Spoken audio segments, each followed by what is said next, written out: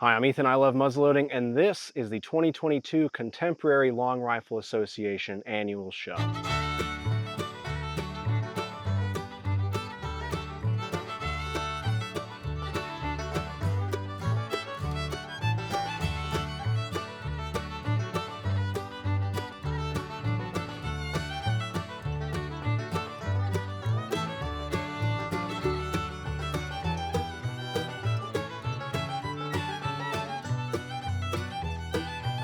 As always, the CLA show, or the Contemporary Long Rifle Association show, is a gathering of some of the best contemporary long rifle culture artisans, historians, and just contemporary makers in general. This is kind of Long Rifle Con, as Bill Schneider and I have talked about kind of jokingly a little bit. But this is a place where contemporary masters and folks like me who are trying to learn more about this and learn more about the traditional way of doing a lot of this stuff can go to learn and talk and just hang out for an entire weekend.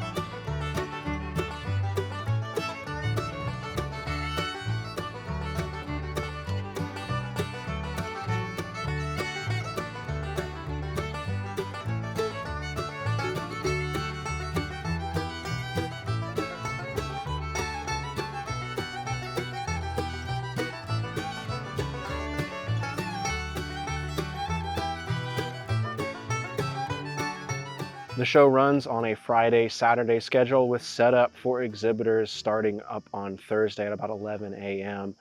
If you're an exhibitor, you can kind of hang out throughout the day and catch up with friends and things, which is really nice. But the doors open to CLA members on Friday. This is a member-only show. You do have to be a member of the CLA to get in and to shop and look around and things. But in my opinion, it's really well worth it. This is a great show for anybody that's in the Lexington, Kentucky area. I drove all the way from northern Indiana. It was about 6 or 7 hours. But really, it's a great show for you to get to and to learn and shop at. You can really pick up just about everything that you need for traditional muzzleloading at this show, apart from primers or caps and black powder. All of your accoutrements and your clothing and your other items that you're carrying with you, you can pick up some of the best stuff that's out there and has ever been made at the CLA show. And you can actually talk with and meet with the artisans that you're shopping with, which I think is really nice. I know myself and a lot of my friends, we hang out online a lot and see a lot of the work of these contemporary masters and see them as they go along their process, but it's really something to see this stuff in person. You can actually see the lines in a beautiful flintlock. You can see the cut lines and engraving. You can handle a pouch or a horn and just really get up close to it. You can get a much better picture, a much better idea of the craftsmanship that goes into this work when you're able to see it at a show like the CLA show.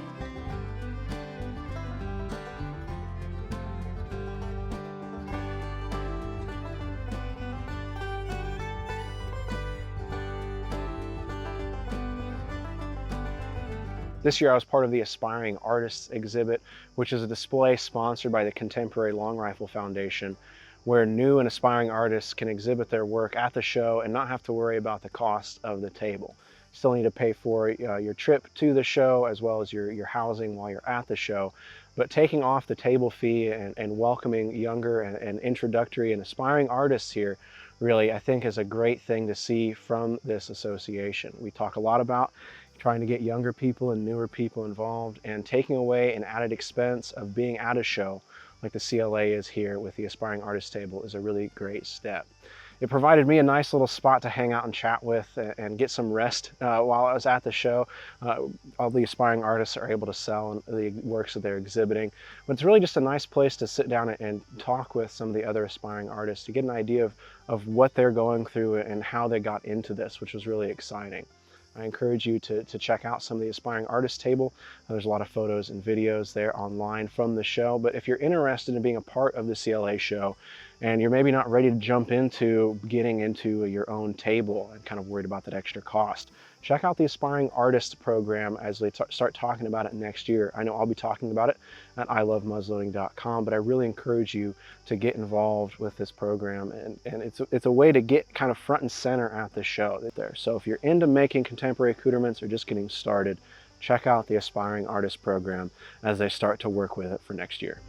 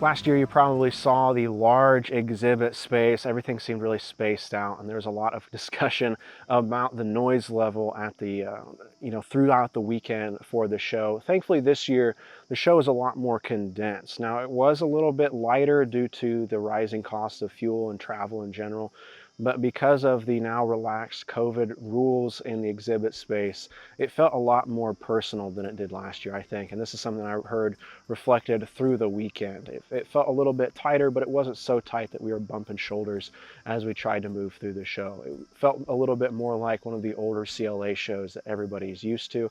So I'm really thankful to say that we're getting away from, the large spaced out, a lot of echo in there. It was much nicer this year. I think if you heard those complaints last year, you'll kind of notice in the video here for this year, it's a lot closer, a lot more intimate, and I think it's going to be that way for the next few years.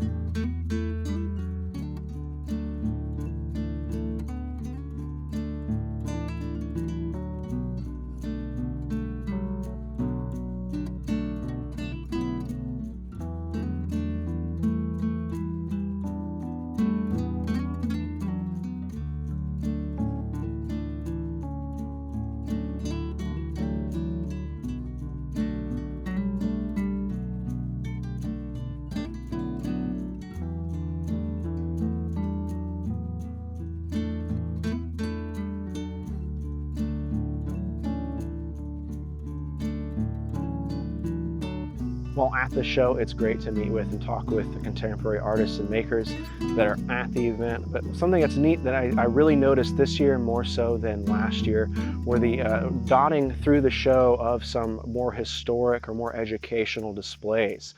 One was set up, I believe, by Art de Camp, showing a variety of early powder horns from the United States. There was also a whole display dedicated to short flintlock rifles. I believe one was by Judd Brennan and the other by Frank House. Really beautiful display of rifles here with some information and some history about these rifles and their use throughout the United States. Connecting with that, kind of those historical displays, an entire half of the show is dedicated to original and historic pieces. So it's really neat. As you come into the show, you can kind of see and handle contemporary works, see what people are doing today, and then walk through the historic area where you can see what has inspired those very contemporary makers that are in the same hall and pick up and handle and see up close that incredible muzzleloading history. And this isn't just about long rifles. As you know, we're talking about the Contemporary Long Rifle Association, but as we get into that historic section of the show, you can see original long rifles, original pistols, original bags, original horns, knives, accoutrements, everything. I mean, you can go through and see an entire kit from the late 18th and early 19th centuries, which is really incredible. And even apart from those date ranges, if you're interested in something earlier or later, more often than not, you're going to be able to find a fantastic original piece there.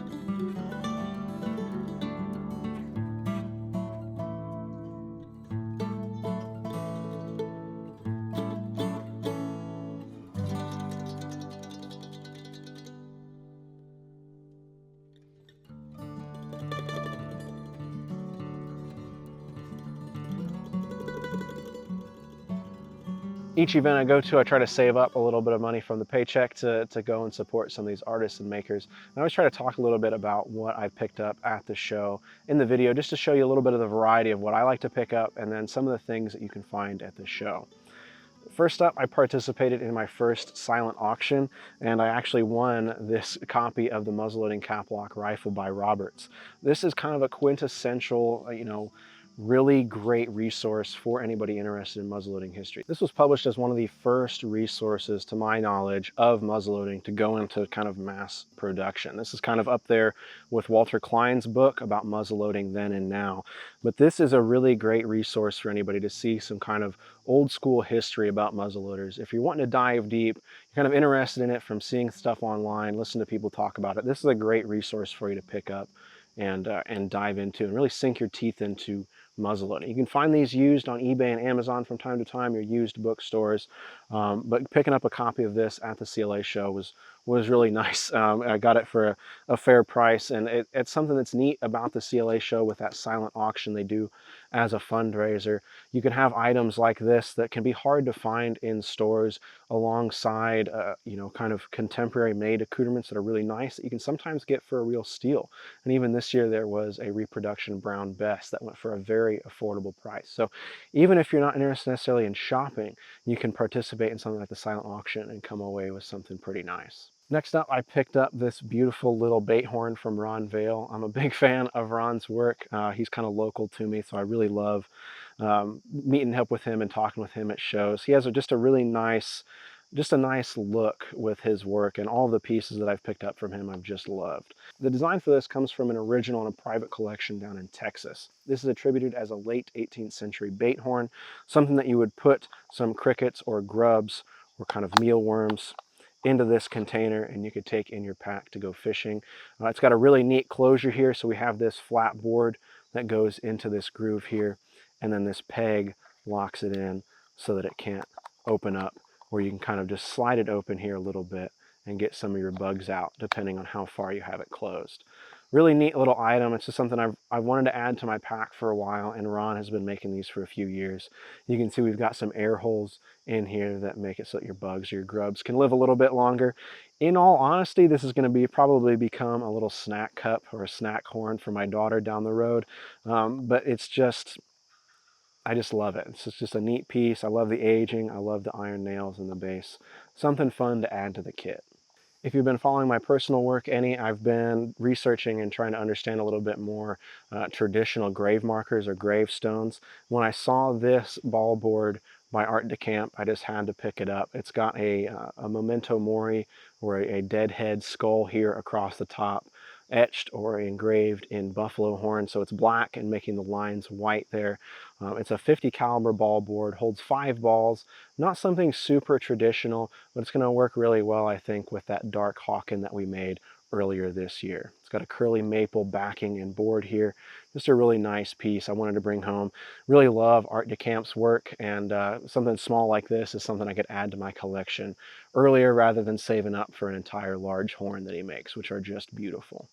On the side here, I picked up another batch of soap and a shaving bar from Jenny Slover. I've known Jenny for many years now. It's always a hoot to catch up and talk with her some. But I picked up a couple of her homemade, natural, real traditional soaps for my wife and daughter, and a shave bar for myself. Just something a little nice to bring home, and it's something that isn't necessarily going to be used out in the field maybe, but I could throw it in my bag and bring it on a trek if I wanted to. Next up, I picked up the 2022 Muzzleloader magazine shirt. I did design this shirt.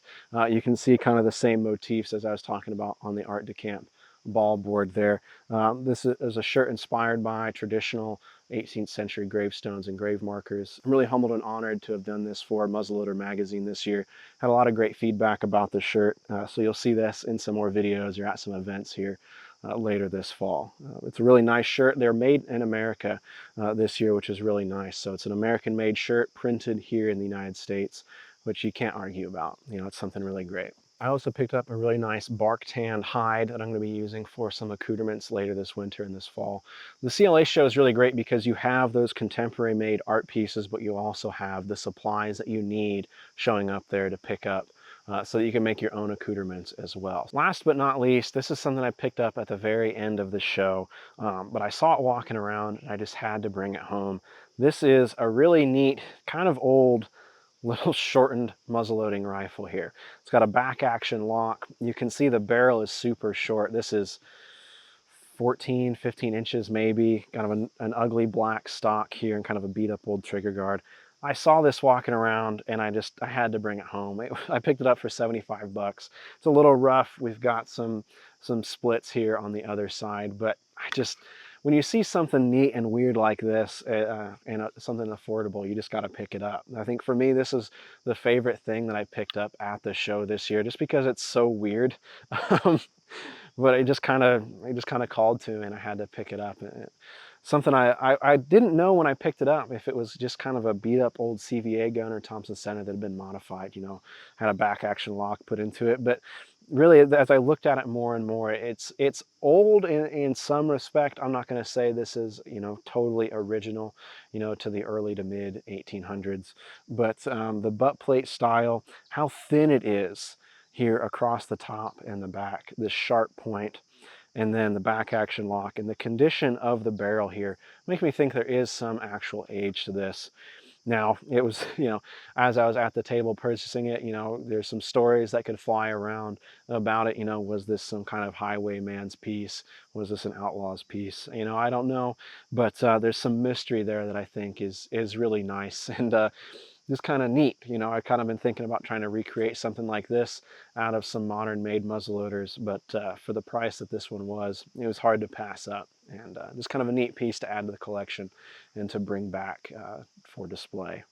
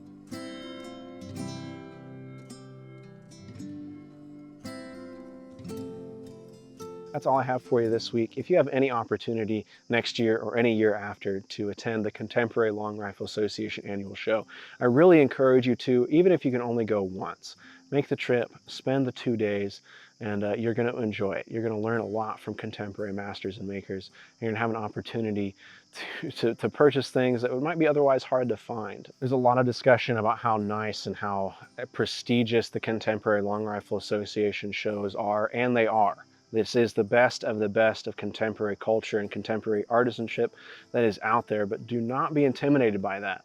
You can go to this show with $20 and find something that you wouldn't find anywhere else. You can go there with a couple $100, you can go there with a couple $1,000. Even if the cost of the trip alone and attendance is too much and you can't bring in much to spend at the show, you can go there and learn and meet lifelong friends and really come away with a lot more than you could ever purchase at the show. I really encourage you, if you haven't made it out to this show, please put it on your bucket list. Make it out there just once. I'm sure you're going to enjoy it.